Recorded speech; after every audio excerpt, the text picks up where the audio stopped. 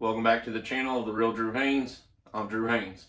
Today we're going to dive into another hot topic, and that is when is the best time to buy real estate. As we navigate the dynamic world of real estate investing, it's crucial to understand the factors that influence optimal timing for your investment endeavors. So if you're ready to make well-informed decisions in the real estate world, smash that like button, hit the subscribe button, and the bell ringing notification button. All right, after you've done that, let's get started. So to determine the best time to buy real estate, you need to understand a lot of economical factors. Real estate markets are normally influenced by the economy and what cycle the economy is in. So when the economy is at a low point, normally opportunity for investing rises. You guys can keep an eye on leading economic growth indicators such as GDP growth, employment rates in your current economy, consumer confidence. People are still out buying a bunch of stuff. All the businesses in town are still busy. Nothing's really slowed down. And try to anticipate shifts in the market. If you see stuff slowing down, you know the economy's slowing down. So the next thing I'd probably look at would be interest rates and financing. Interest rates play a very important role in investing in real estate. When interest rates are low, borrowing costs decreases naturally, making it way more affordable to purchase your investment property. But this oftentimes leads to increased demand and rising property values.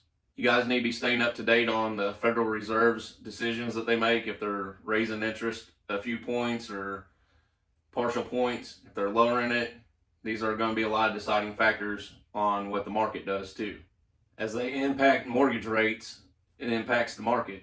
As mortgage rates goes down, like I said, increase in demand goes up. Property values normally go up because people can buy more house. A lot of people, when they're looking at a house, they're looking at how much they can afford every month, not really what the total dollar amount is for that house. Third thing I look at is seasonal patterns and local factors. Another consideration is the seasonal patterns of the local real estate market. In many regions around here in the United States, spring and summer is prime time for buying real estate. As families oftentimes move during warmer months, and they do this along with schools closing and opening, they try to move their family in the summertime. So you see a lot of different market trends in the spring and summer because it gets busier. Make sure you're keeping an eye on local factors like job growth, infrastructure projects, like if they're building a major interstate going through some of these towns, or actually where I'm at, they're building a major interstate, so that's going to be helping out a lot of these property values, but it's going to be years before it does. It's a good time to buy though if you can get ahead of the game on that stuff. Keep an eye out for other upcoming events too in local factors, as far as like if Amazon plants coming to your local area or something like that, stuff that's going to produce a lot of jobs. There's a multiplier out there that you can Google. I might do a video on it. For every average job, it brings X amount of other jobs with it. Just for an example, it might be 10x. So if a factory brings in 1,000 jobs, it could produce 10,000 other jobs, as far as housing, gas stations, hotels, whatever.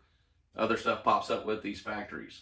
And that goes along with any industry. There's a lot of multipliers out there and they're all different. But like I said, I'll do a video on one time, but you guys need to pay attention to if you got stuff like that coming in the works. It's a good time to start buying up real estate around that area also. Another thing I look at is market distress and off-market opportunities.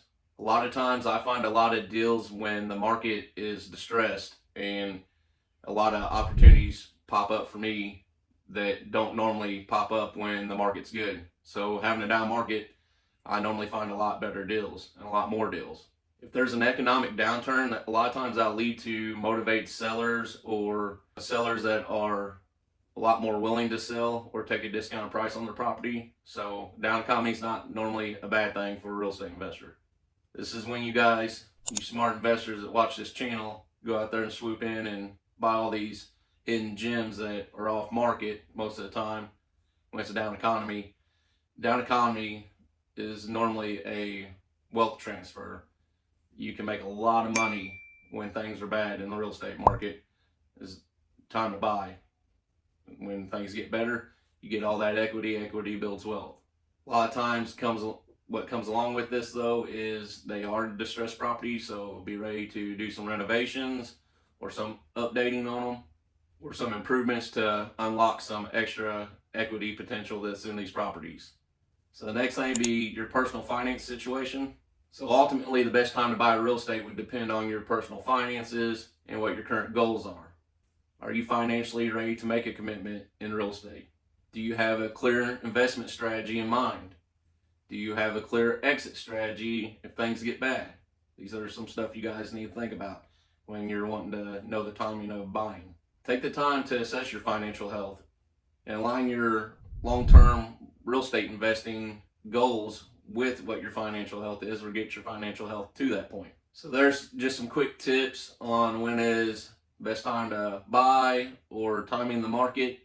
Really, my outlook on it is today is the day to buy.